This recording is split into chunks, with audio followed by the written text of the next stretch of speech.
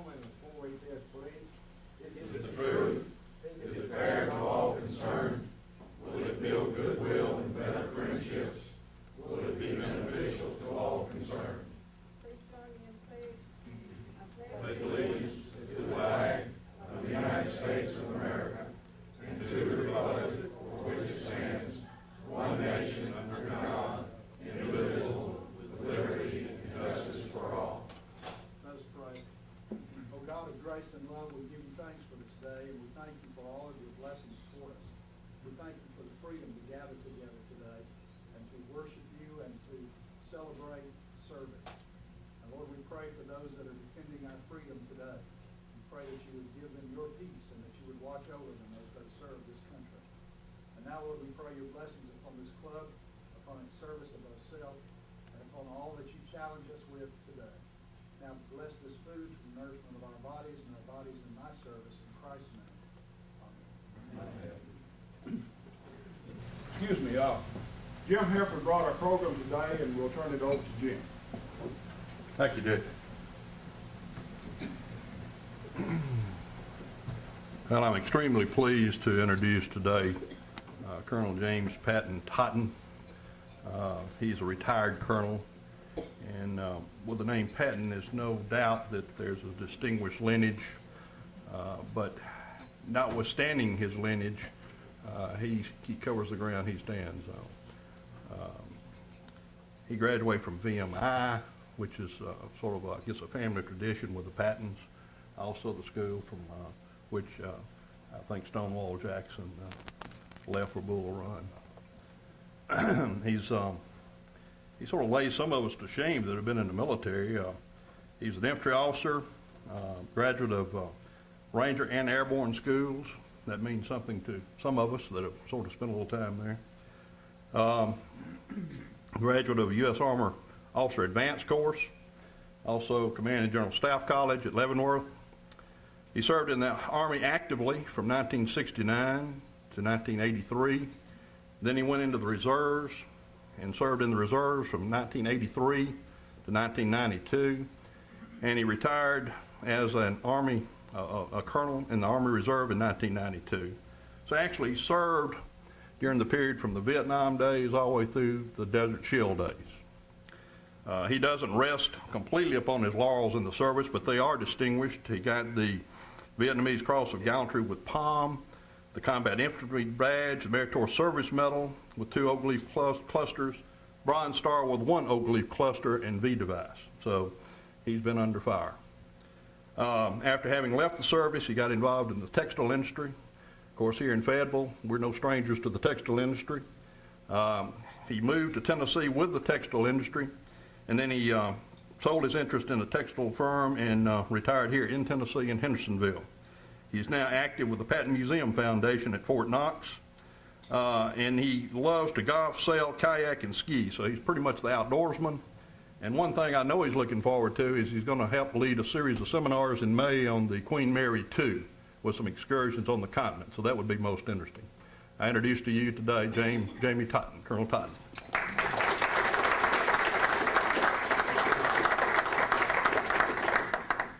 Thank you, Jim. I wrote that bio, but when I hear it, I'm not sure who they're talking about. I am also a Rotarian, which I'm very proud of, and it's a great day to be Rotarian. And I bring you greetings from the Hendersonville Lakeside Rotary Club. So.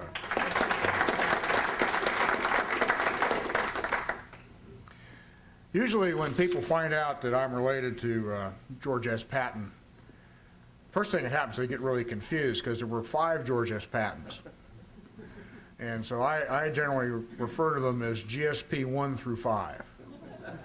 GSP 5 is still alive. He's about 50 years old. He lives on my aunt and uncle's farm in Massachusetts.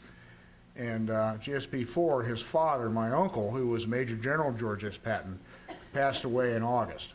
And GSP 3 was my grandfather. Normally when people, another thing they find out is they ask me, well, what did y'all think of the movie? And the movie is kind of an interesting story The producer of the movie was a fellow named Frank McCarthy, who worked for 20th Century Fox before World War II. And when World War II occurred, he joined the Army. He was a member of the Army Reserve and was actually a brigadier general. And he served on a Third Army staff throughout the war, and then at the end of the war went back to California and continued to work for 20th Century. And in about 1950, he contacted our family and said, "I'd like to do a movie about George Patton." And at that point, you may remember, my grandfather had generated a lot of controversy as a result of some of the things he said and did. You know, he slapped a couple soldiers in Sicily. He forgot to say that the Russians were going to rule the world along with the British and the Americans, and all the things that came out in the movie. And my grandmother was concerned that if the movie was made in the 50s, that the Hollywood would focus on the parts of the movie that were less complimentary. So she contacted all of my grandfather's friends and classmates and said, "Don't let them put you in the movie." And they said, so when Frank McCarthy contacted them and said, you know, I want to do a movie on George Patton, and I would like your character to be in it, they'd say you can't do it. And so Mr. McCarthy had to wait until 5 years after the last one of them died, and his name was in the public domain before he could make the movie. He ended up making the movie in 1970. And he had been a friend of the family all along, except for this one bit of controversy. So when the movie came out, he called my mother and said, okay, and my mother was the senior surviving Patton at that point, and said, "I'd like you to come to the opening." And she said, "I won't come to the opening, because if I do and I don't like the movie, there's nothing I can do about it. It'll be sort of an indirect endorsement of it. And oh, by the way, I've got about 6 law firms in Boston just standing by in case we don't like the movie." And he said, "Well, I think you'll like it." So she went incognito. She went to the movie in Boston after the opening.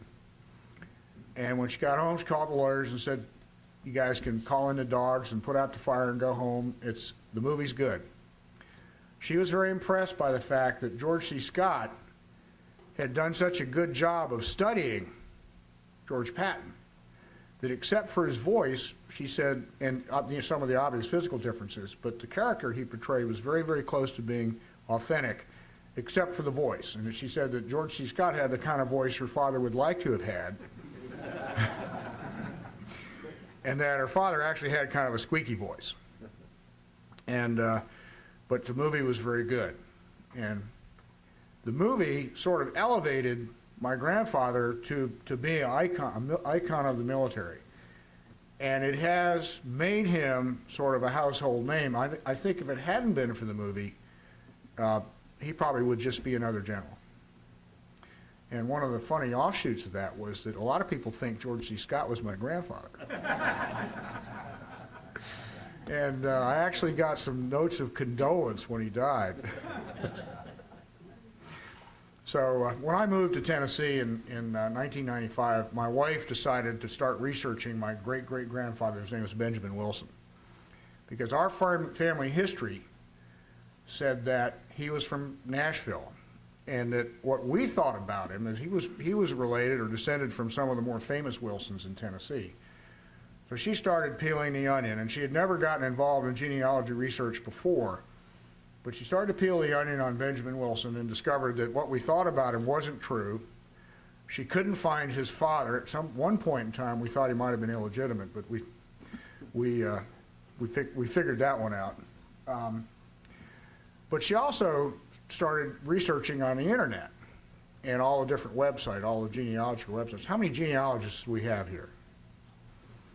Well, you know, there's hundreds of websites, and there's in genealogy.com, there's all sorts of places where you can look for your relatives in different counties and stuff like that. Well, she found a guy in California named Dan Hereford, who was descended from my great-great-grandmother, who had married Benjamin Wilson in California. And I refer to the people that she's met doing that kind of research as my internet cousins. So I got a call from another internet cousin about 6 months ago, and that Jim had been talking to his cousin Dan, and said that they should get a hold of me. And the only thing that I would say that might shed a little doubt on our direct relationship is that the Herefords that are here today are a lot better looking than my family. So, but I'm pleased and proud to be here. I will say that driving in from I-65 this morning was a beautiful, beautiful drive. Y'all are truly lucky to live in this part of Tennessee. If I didn't live in Hendersonville, I'd probably move to Fayetteville. It's a lot better than Fayetteville, North Carolina, where I started my first career too. My grandfather spent a lot of time talking about his Patton relatives, who were mostly from Virginia. But I've always been really impressed by his Tennessee roots, and that the Benjamin Wilson, through whom Jim and I are related, was the first mayor of Los Angeles. He was a mountain man in California, went west in the 1840s. Big Bear, California is named Big Bear because he killed 12 grizzly bears in 2 days there. He was the first Indian agent, the federally appointed Indian agent in California. And he was a state senator who spent a lot of time in Washington working on getting the railroad to come to California to open up the Los Angeles area, and was the business partner of the fellow that founded Wilmington, California, which is the port of Los Angeles. So he was quite a fella. And when I live in Tennessee, I tend to forget about all my family from Virginia, and feel good about the fact that my great-great-grandfather was from Tennessee. But what I really like to talk to y'all about today is the Patton Museum. And on the tables, I put a brochure from the museum. It is actually the U.S. Army Museum at Fort Knox, Kentucky. And the collection belongs to the United States Army. And if you open it up and you look inside, you'll see a lot of things that you associate with George Patton. His famous ivory-handled pistols or bone-handled pistols, the shiny helmet liner that he wore when he commanded Third Army, so that he could stand out in front of his troops. His trailer, the mobile home that he lived in during World War II, the car that he was in when he was killed, or that had the accident that he died as a result of, and a lot of other personal stuff, which has been given to the museum over the years by my family. And when I was growing up, I spent a lot of time at my grandmother's house in Massachusetts growing up, and I always get kind of a strange feeling when I walk into the museum, because all the stuff that I used to play with when I was growing up is now in the museum behind glass. And it really is a sort of a deja vu all over again. But the real beauty of the museum, other than having a private collection of a lot of the memorabilia from the Patton family, is that it has the largest collection of armored vehicles in the public sector. It's even larger than the collection at Aberdeen Proving Ground. And I say in the private sector because one of our board members lives in California and owns more tanks than we do. And he's got a lot more money than the foundation does, so his tanks are in better shape. But at the end of World War II, my grandfather had all of the captured armored vehicles from the Third Reich, and also some Russian vehicles sent back to Fort Knox to be studied. Now, Fort Knox had been designated as the home of armor. And they took them back, and when they were finished taking them apart and looking at them, they put them in the collection. And at one time, the collection was in one of those old wooden motor pools y'all are probably familiar with. And about in the early 70s, they built a building for the collection, which houses about probably 10% of the vehicles that belong to the museum. The other 90% are located elsewhere. And we have a very dedicated corps of volunteers who spend their weekends restoring the tanks that are not on display. And we have on 4th of July and on Memorial Day, we have a huge force-on-force battle reenactment between working American and German armored vehicles, complete with people in authentic uniforms. And this year, it was on Memorial Day, and we actually had some reenactors come from Germany to play the part of the German soldiers in the reenactment. And the director of the museum was really irritated because they wouldn't die. He says, I'm not inviting them back. If they don't die when they're supposed to, he says, we're going to go with the good old Americans. At least they can follow instructions.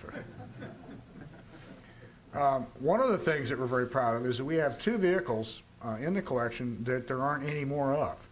They're unique. And they're in the part of the collection that is not on exhibit. But in the last 20 years, the Tank Automotive Command has been to the museum several times to look at the different aspects of the German vehicles and the early American armored vehicles to get some pointers on design. When I was stationed in the Armor School in the mid-70s, I was an instructor in the Command and Staff Department. We had 2 departments in the Command and Staff Department. I was in Battalion Brigade. We had platoon and company, which was called Small Unit Tactics. The acronym for that was SMUT. And I was in the Battalion Brigade Department, and we were called Big Unit Tactics. So our acronym was BUTT.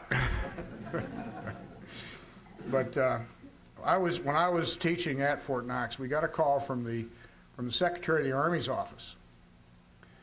And it was right after the Arab-Israeli War in 1973, and the Secretary of the Army was concerned. The Israelis were reporting back that a lot of the M60 tanks that they'd bought from the United States were throwing tracks. The treads were coming off in the desert, and that none of their German tanks, now these are tanks that they had bought after World War II and had kept running, were throwing tracks. And the Secretary of the Army wanted to know what the difference was. And I can remember that I got the job, and I had to track down the German liaison sergeant major who'd been in the Panzer, he'd been in the Africa Corps, he'd been a tank commander in the Africa Corps in World War II, to get him to explain to me why the German tanks didn't throw tracks. So the collection, in addition to being of a historical import, is also still has some technical value and continues to have technical value within the development of the armored vehicle. Now, about 3 years ago, the Patton Museum Foundation elected a new president, and at the same time asked me to serve on the board with a number of other retired Army officers and some members in industry. And the new president changed the charter of our foundation and said that he wanted to make the museum the finest military museum in the United States, and also make it as a celebration of the American soldier. And I think that he was, at the time, was before his time, in that in designating that installation to honor the American soldier prior to 9/11, and now seeing the number of sacrifices and the great job that our troops are doing in Afghanistan and Iraq and elsewhere in the war against terror, that it's a very timely endeavor. And that Jim asked me what I was planning to do the rest of the year besides going to Europe and talking on the Queen Mary. And we have raised enough money in the foundation to actually go out and start talking to architects. And then we have a 98-acre site on Fort Knox. The state of Kentucky has just built a road off of 31W into the museum, which I don't know if you've been to the museum, but before you had to go through base security, which got to be kind of awkward now that we have the Homeland Defense, all the Homeland Defense requirements. And we're going to start talking to architects. and talking to museum design developers. And our intent is to expand the museum in 3 phases. Phase 1 will include expanding the current facility, and then phase 2 and 3 will add more vehicles to the collection, and the final phase will be to get all of the vehicles under cover so that we can restore them out of the rain and out of the cold. The thrust of the exhibit design will be to take the view or the visitor into the shoes and into the tank turret with soldiers in the different conflicts. And we're very fortunate in that we still have, we have a lot of members, obviously, of the Vietnam generation. We have quite a few people who are surviving from Korea, and we have a few brave souls who survived World War II with the 79th Division and the 9th Division. And we plan to form a consortium to gather stories.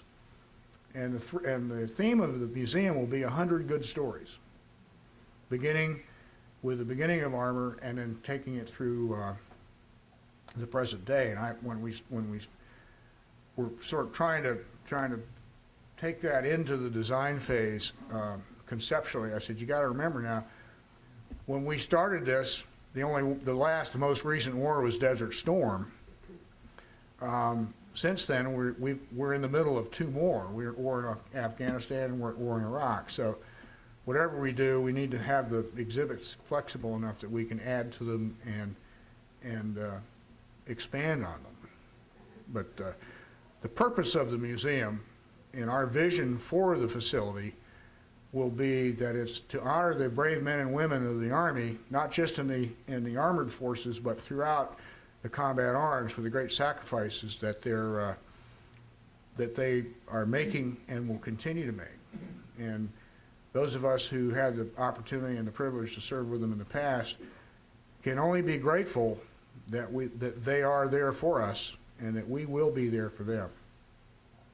So if you haven't been to the museum, I urge you to go. If you have, go back. It's on 31W at Fort Knox. It's about a 2.5-hour drive north of Nashville. So I don't think you could make a day trip of it from Nashville. You probably have to spend the weekend in Louisville if you go from here. Or you can come spend the weekend in Nashville and make a day trip to Louisville. But it's a good museum, and it's only going to get better. So I'm glad I had the opportunity to talk to you about it. Does anybody have any questions? Well, thank you very much. Colonel, you mentioned the war on terror, war on Iraq, the military. What is your opinion of those wars? I think that's a loaded question.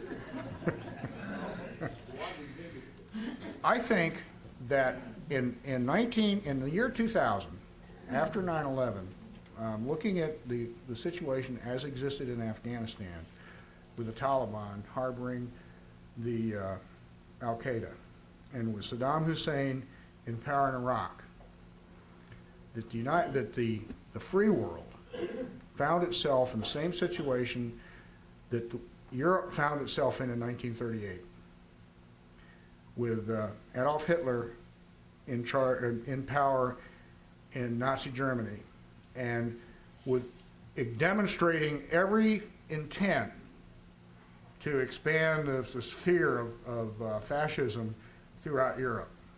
And when Harold Chamberlain went to Munich in 1938 and said, you know, we'll let you have the Sudetenland and parts of Czechoslovakia if you'll sign this treaty saying you won't do it anymore.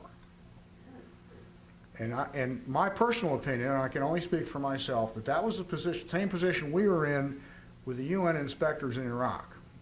And that we said, okay, Saddam, if you promise to make good, we won't hurt you.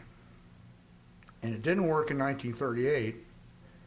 And from what we're discovering in Iraq now, and minus the existence of weapons of mass destruction, and looking at all of the corruption in the food for oil program, And there's some very, very real links with terrorism, although not necessarily with Al-Qaeda, where Saddam is doing things like paying $25,000 to the families of suicide bombers in Israel.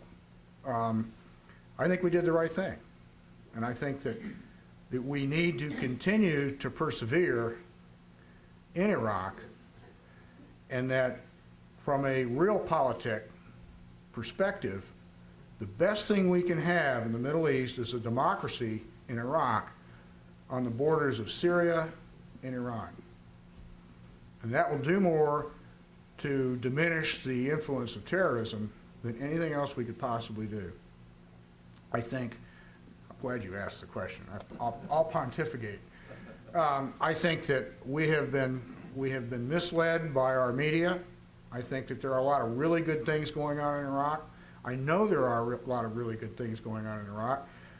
I'm disappointed that our news media won't report the good things. But as one of them said recently on C-SPAN, no one wants to report the school that didn't burn down.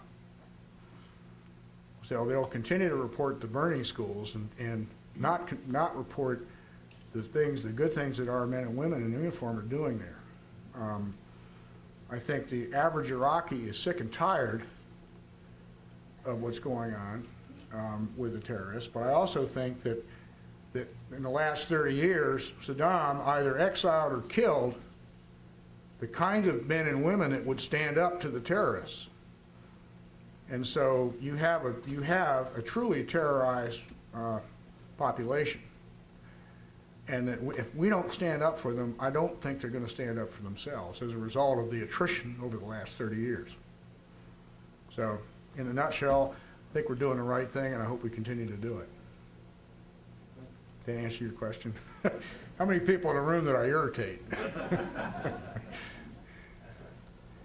you elaborate a little bit on your mother's memories of the general off-duty, and then maybe elaborate on the real relationship that the general had with General Eisenhower and General Bradley, that you know of? Yeah, very briefly, there are 3 really good books that will answer your questions in some detail. One's called A Genius for War. It's by a retired Army officer named Carlo d'Este, and it's one of the best, most thoroughly researched books about my grandfather in print. A 2-volume biography written by Martin Blumenson, which was the person my family went to write the first biography of my grandfather, is quite good. And then there's a very good book about the family written by my first cousin, Robert Patton, who some of you may have seen him on History Channel. He's a lot better looking than I am and a heck of a lot more articulate. But my mother was very similar to my grandfather, and she didn't get along with him very well. They fought a lot. Her memories of him were, and I was looking at something the other day, she said he was a very kind man, but he didn't want anybody to know it. That he was very nice. Dogs, children, and old women loved him. Makes me wonder, remember that old W.C. Fields line about any man that hates dogs and children can't be all bad? She said that he, you saw parts in the movie about him thinking that he was a reincarnation of a soldier. He actually described to her the retreat from Moscow firsthand. Said he was a French artillery officer and he'd lost an arm. There was one situation where they would go out, when they were living in Northern Virginia and stationed at Fort Myer, they would go out to the different battlefields, and at one point he was explaining to the people that were with him where the different generals were standing during the battle, and one of his friends said, "I'm sorry, Georgie, but that wasn't where General Early was standing. He was over there." And an old gentleman came over and said, "Not true. I was there, and this is where General Early was standing." So there are a lot of family stories about how he thought he and had these periods of deja vu. There's another book that's going to be printed this spring by the University of Missouri Press, which was written by my mother about her family. It's actually about her mother, but of course her father comes into it a lot, and there'll be a bit better answer to your question than that. Is my time up? You still got time if you like. Okay, another question? Well, it's not a question, it's a comment. My father was a prisoner of war in World War II, Mm-hmm. 107 days.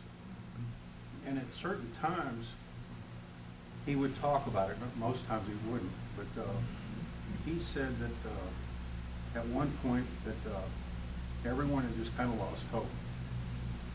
Just didn't want to live anymore. Didn't see any end to it at all.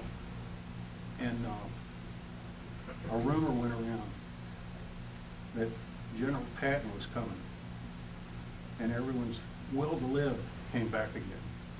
So I just want to say thank you. Well, you're welcome.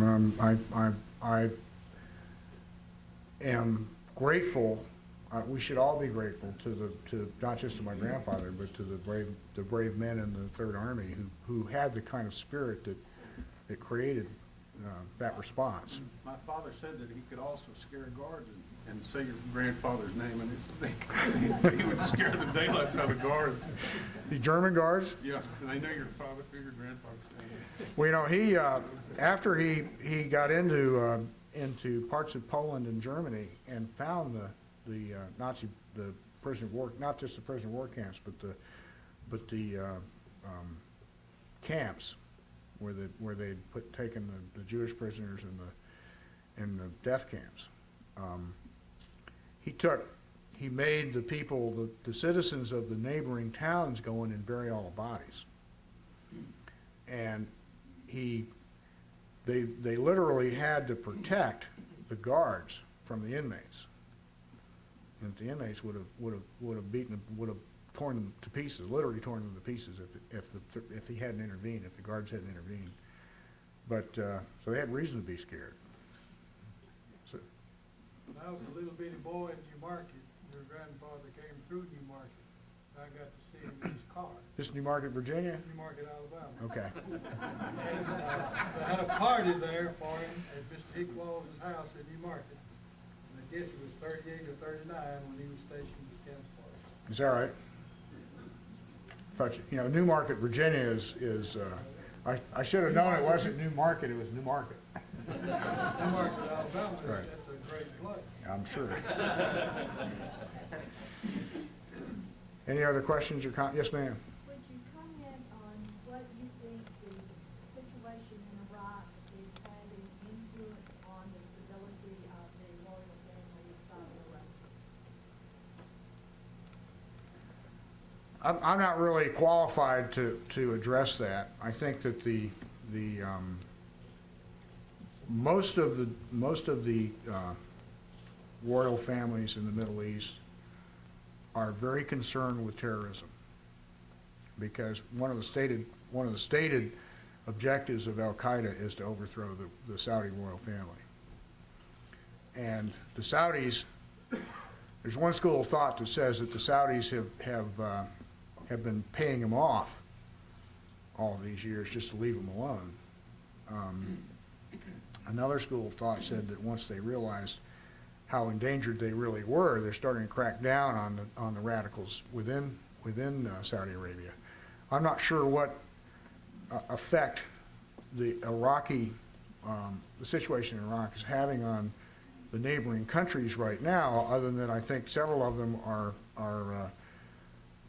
reinforcing the insurgents. I think there are reinforcements coming out of Syria, and I think there's some coming out of Iran. I think that they're very concerned. The Islamic government of Iran and the Ba'athist party that's in power in Syria are very concerned about what's going to happen if we are successful in creating a democratic government in Iraq. I think the Saudi royal family may not want it to happen, but they may not have any choice. And at some point it may be the end of their rule. But That's a pretty good answer for someone who said he didn't know what he was talking about. Don't write your congressman. Anything else? Let me hit you with one. You served during the period 69 on with the Vietnam conflict war, and you saw how the U.S. viewed the military in that period of time. And now, looking at how the U.S. views the military in this period of time, aren't you somewhat hopeful that the military has got a little better image than it had in the late 60s, early 70s? Yes, I'm very enthusiastic, very encouraged. One of the reasons I think that the military had such a poor image in the latter part of the 60s and early 70s was that it was a draftee army, and when we sent troops to combat, we didn't send the reserves. And how many people here know someone on active duty who enlisted in the military or was drafted right now today? How many people here know a reservist? Okay, well, see, that's the point. It got to be a real us and them or we they situation. I was the only member in my circle of friends in New England, outside where my grandmother lived, where my mother lived. I was the only person my age to volunteer for active duty, and the only person my age to serve in the regular army. Several of my friends went to Canada, and another several of my friends served in the National Guard and had their fingers crossed that they wouldn't be deployed. But what happened was the American public didn't really identify with the American soldier. We didn't feel like we had anything in common with them, and oh, by the way, the regular soldiers didn't think they had much in common with the people in the United States. And we're very, and there was a fair amount of bitterness and resentment going that way. By using the reserve components in the first Iraqi war and in Afghanistan and in Iraq now, the American public can look at those men and women and say, you know, I know that kid, or I know somebody just like him. And it's very hard to vilify them and call them baby killers and all those other things, you know, when your son went to high school with him. And I think that's a big part of, it's a large reason why the attitude towards the military is changing. And I also think that as a result of all the animosity that arose during the Vietnam era, and that 20/20 hindsight, people are a little ashamed of what they said and did, and are making more of a point into supporting the troops on active duty, realizing that you may not agree with the policy, but you really can't vilify the people that are carrying it out. They're just doing their job. So I hope I answered your question. Thank you very much.